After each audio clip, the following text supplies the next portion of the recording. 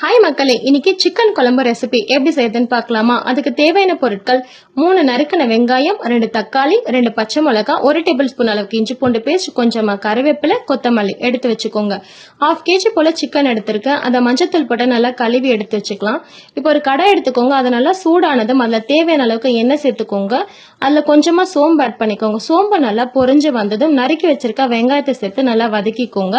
2 பச்சை மிளகாவும் கொஞ்சமா கருவேப்பிலையும் சேர்த்து நல்லா அதை வதக்கி எடுத்துக்கலாம். வெங்காயம் நல்லா வதங்கி வந்ததும் அதில் நறுக்கி வச்சிருக்க தக்காளி சேர்த்துக்கோங்க.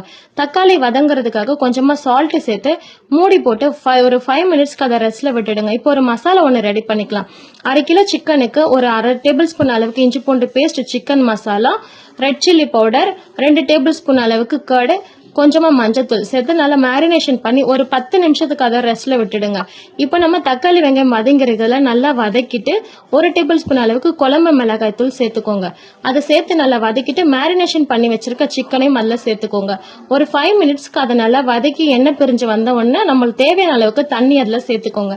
தண்ணி சேர்த்துட்டு நீங்க அது கொதிக்க விடுங்க. அது நல்லா கொதிச்சு வந்ததுக்கு அப்புறமா அதுல ஒரு மசாலா ஒன்று ஆட் பண்ணிக்கலாம். அதில் மிளகு, ஜீரகம், சோம்பு வறுத்து அரைச்ச தூள் 1 டேபிள் ஸ்பூன் அளவுக்கு சேர்த்திருக்கேன்.